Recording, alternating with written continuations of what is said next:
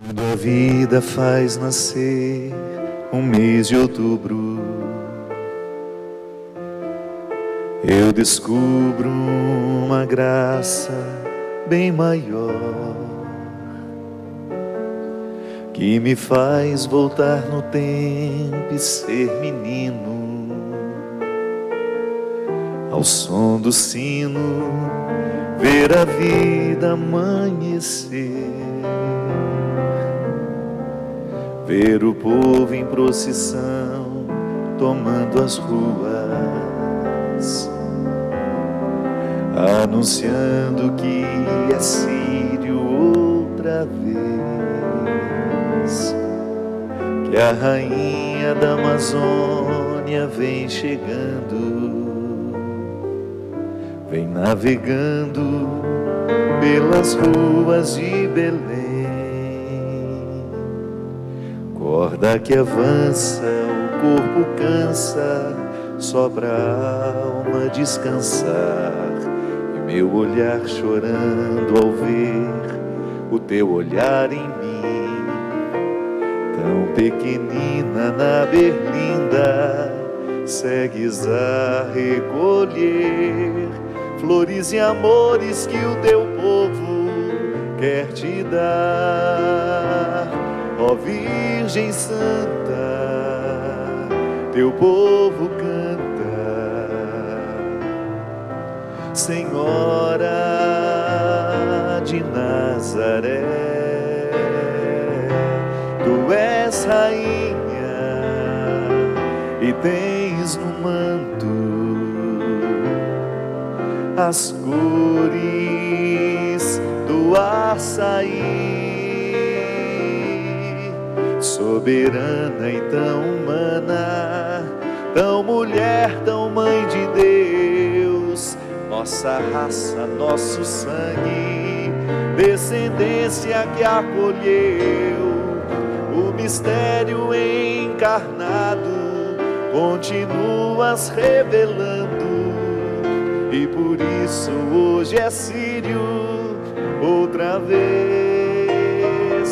Ó Virgem Santa, teu povo canta. Senhora de Nazaré, tu és rainha e tens no manto as cores do açaí.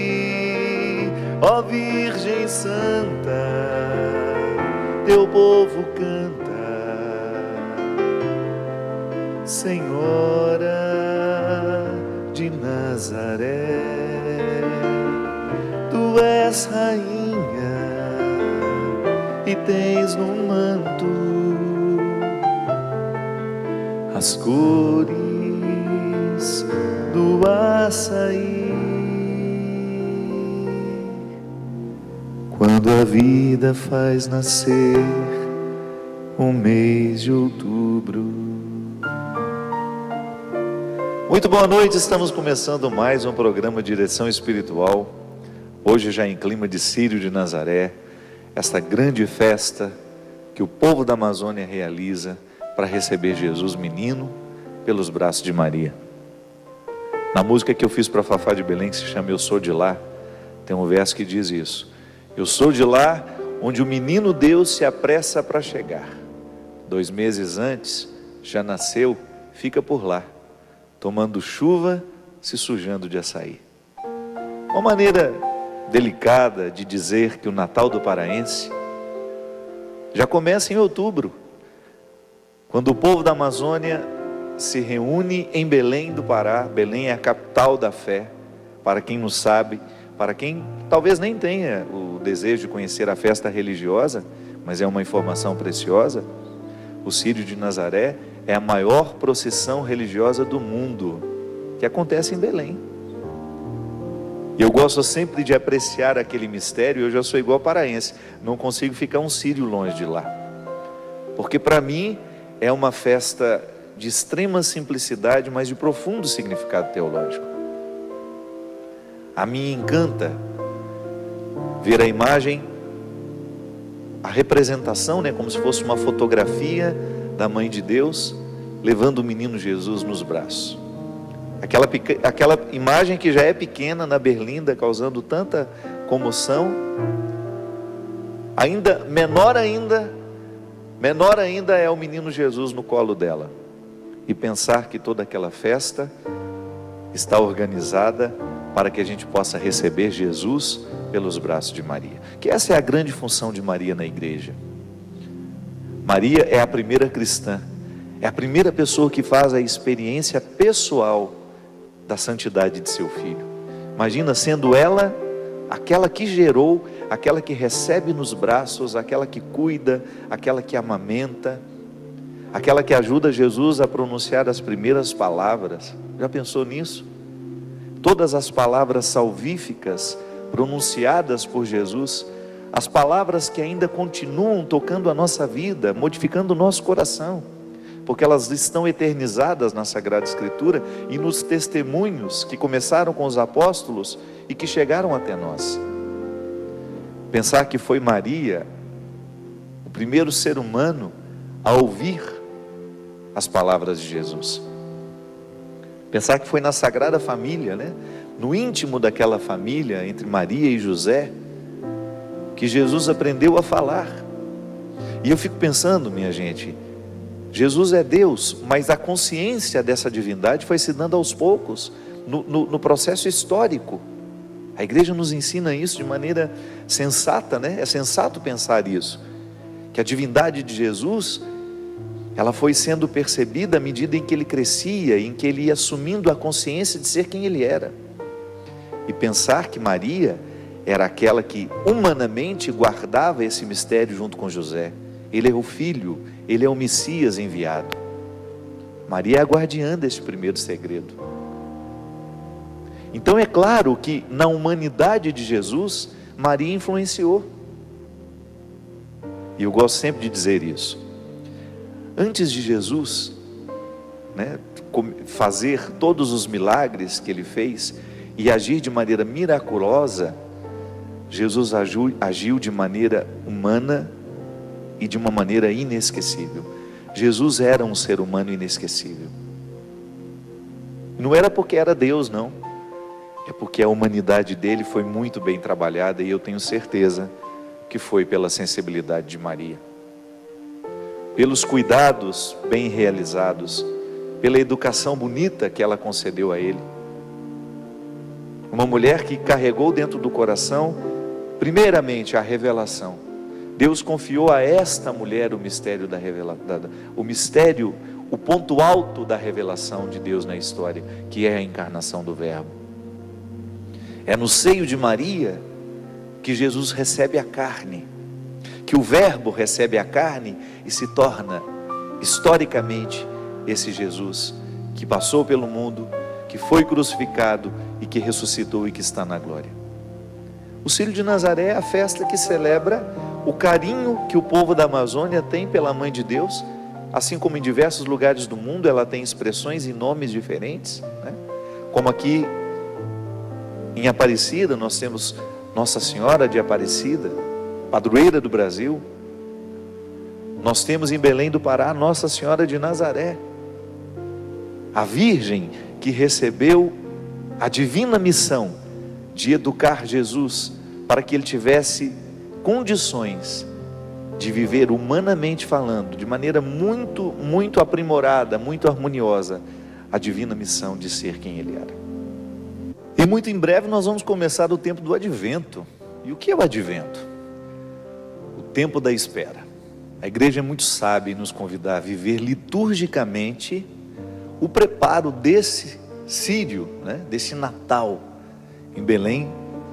Eles já recebem Jesus antecipadamente. 2 meses antes, ele já chegou, já está por lá, já está fazendo festa, já está entre o povo paraense. E nós vamos viver essa mística, contemplando o Advento, vivendo a espera operante.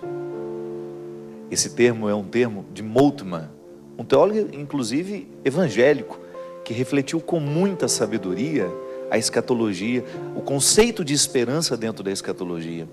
O que é espera esperante, minha gente? É a gente se preparar fazendo alguma coisa. É esperar trabalhando, né? É como a gente receber uma visita. Alguém vai chegar na nossa casa e nós esperamos por essa visita. Como? Geralmente a gente faz uma faxina, né? A gente limpa bem os cômodos, a gente prepara, a gente deixa mais bonita, a gente vai lavar os lençóis, enfim, a gente vai realizar alguns preparos que vão demonstrar o nosso carinho, até mesmo cozinhando aquela comida que a gente sabe que a visita gosta, ou então mostrando os pratos típicos da nossa região, para que o outro se sinta acolhido, se sinta amado. A liturgia do Advento, ela nos convida a preparar o nosso coração para que quando este menino Jesus chegar, ele tenha um espaço propício para crescer. O Salvador está chegando. Nós vamos receber este Salvador no nosso coração. Mas é muito interessante a gente identificar que se esse Jesus não amadurece dentro de nós, se ele não cresce conosco, nós corremos o risco de viver eternamente uma fé infantil, que não nos compromete. Não é? É muito fácil a gente viver um cristianismo sem comprometimento. Basta você não permitir que Jesus cresça. Basta você não dar a Ele os elementos para que a sua graça, atuando na sua humanidade, possa lhe encaminhar para uma fé madura, para compreender o significado pleno da salvação. Interessante que às vezes nós usamos uma linguagem muito imprecisa. Às vezes a gente cria um discurso equivocado, né? Por exemplo, quando nós dizemos que Jesus morreu para nos salvar. É certo dizer, não tem nenhum problema você dizer que a morte de Jesus nos salva, nos resgata do pecado de Adão. Mas é muito mais completo dizer que o nascimento, a vida, a morte e a ressurreição de Jesus, essa totalidade do acontecimento, é que nos resgata, é que nos salva. E é por isso que a igreja, com muita sabedoria, cria os tempos litúrgicos, que é justamente para nos ajudar a diferenciar o que daquele mistério nós celebramos. No Advento, nós celebramos a espera, o sacrifício, o silêncio, a quietude, para que o nosso coração seja preparado para receber bem esse menino, que depois vai nos encaminhar com ele, da mesma maneira como uma criança cresce, atinge a autonomia, a maturidade, Jesus também vai nos encaminhar para a autonomia e a maturidade da fé, que é quando nós realizamos as coisas por valor. Não é o outro que está me vigiando, não é o outro que está me cerceando. A maturidade da fé gera homens e mulheres livres. E é tão interessante, minha gente. Depois o Natal vem nos propor refletir o nascimento dele em nós, as repercussões que este nascimento tem no nosso coração. E depois você vai vivendo os outros tempos.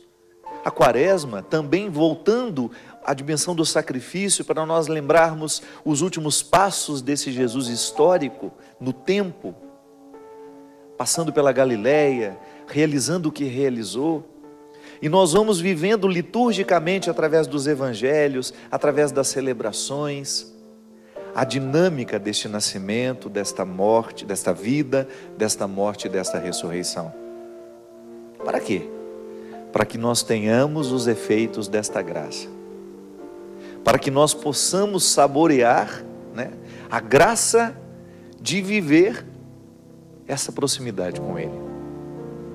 Toda vez que liturgicamente nós celebramos a presença real de Jesus através da Eucaristia, nós estamos conclamando todo o significado da sua vida.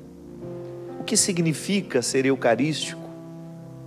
Quando eu comungo o corpo e o sangue de Cristo, eu me configuro com Ele, eu me responsabilizo, eu me comprometo. Eu sempre gosto de dizer isso, que quando a gente está comungando, nós estamos nos tornando um perigo, um bom perigo, porque nós estamos assumindo dele a profecia, a dimensão profética da vida, de você ser capaz, por causa da Eucaristia vivida e experimentada, comungada, de você se tornar um profeta nos dias de hoje, de você não ficar calado diante das injustiças, de você não ficar calado diante da mentira, do ódio, de você tomar um posicionamento amoroso, de fazer com que o Evangelho seja cada vez mais vivido, experimentado, concretizado dentro da sociedade.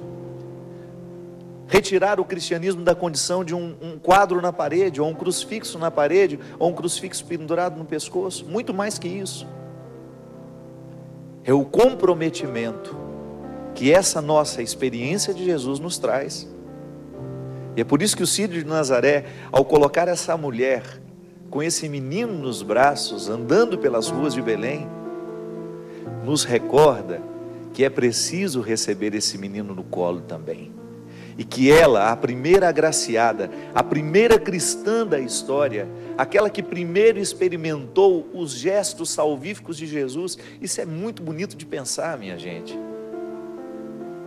Ao amamentar esse menino, ao conduzi-lo, ao educá-lo, ao ensinar para ele as primeiras palavras, as palavras que depois seriam palavras de salvação na nossa vida, que continuam ainda registradas nos evangelhos. Maria foi a primeira que ouviu tudo isso. No contexto da Sagrada Família, já dizia, as palavras benditas de Jesus, aí é o papel dessa mulher. Por isso tanto respeito, por isso a igreja a reconhece com tanta glória, com tanta reverência, digamos assim. Mas ao mesmo tempo nos alerta, ela não tem o poder de nos salvar. Quando nós olhamos para aquela imagem na berlinda, no Círio de Nazaré, o olhar tem que ficar ainda mais atento. Porque se você enxergar apenas a mãe de Deus, você corre o risco de cometer uma idolatria. Repare bem que no colo daquela imagem existe um menino. E é esse o Salvador. O Círio é a festa que comemora justamente a chegada do menino pelos braços da mãe. É pelos braços da mulher que o Filho nos é entregue. A participação humana no mistério da salvação. Maria, a legítima representante da condição humana no mistério da encarnação. Jesus chegando entre nós, é Natal. Para os paraenses já é Natal em outubro. Nós que apreciamos a cultura, ainda que você não tenha fé, do ponto de vista cultural, é a maior procissão do mundo. Você identificar que ali existe uma manifestação cheia de significados antropológicos que nos ajudam a compreender a fé.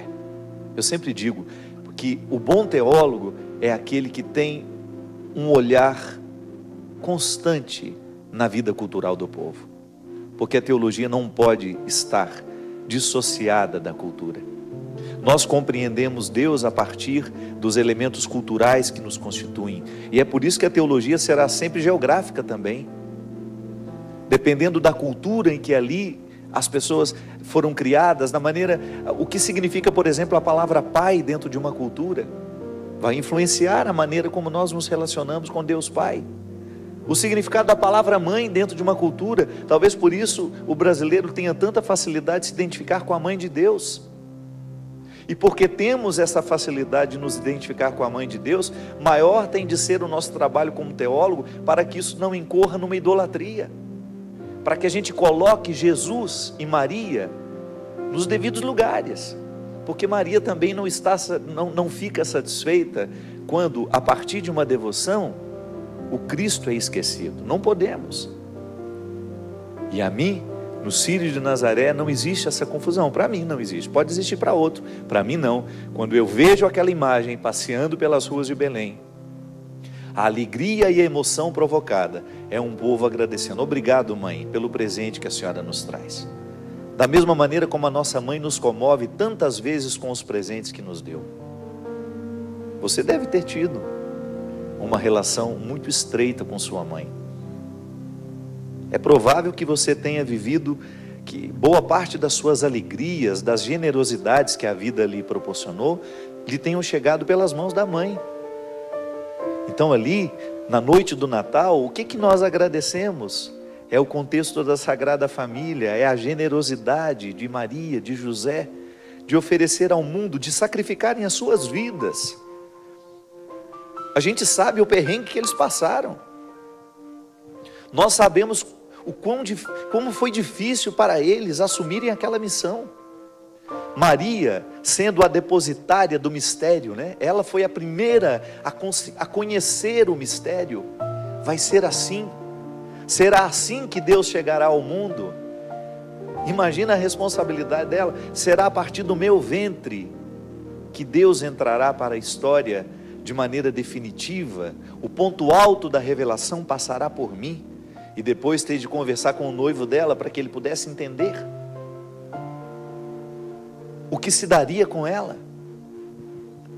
Os mistérios da encarnação, minha gente, passam pelos sofrimentos particulares de Maria e José. Talvez a gente nunca tenha pensado nisso, mas toda vez que você se aproxima da Eucaristia, toda vez que você se aproxima do seu Salvador, você tem de lembrar que esta Eucaristia de hoje, comungada hoje, passou pela humanidade de Maria, passou pela humanidade de José. E por isso a igreja os reconhece como parte fundamental nesta revelação de Deus na história. Vamos viver esse advento assim. Nós queremos cada vez mais aprofundar o nosso conhecimento deste mistério. Nós não queremos viver uma fé infantil. Nós queremos fazer cada vez mais com que aquilo que nós experimentamos de Jesus possa realmente nos transformar e nos amadurecer. Para que a gente possa rezar do jeito certo, né? Para que a gente tenha condições de pedir a Deus, dando a Ele tudo aquilo que a gente pede a Deus, para dar a Ele a liberdade de nos conceder aquilo que realmente nós precisamos. Deus nos ama, e porque nos ama, nem sempre vai nos dar aquilo que a gente quer. Deus vai nos dar o que a gente precisa. É como uma mãe que dá ao filho o alimento que realmente o alimenta.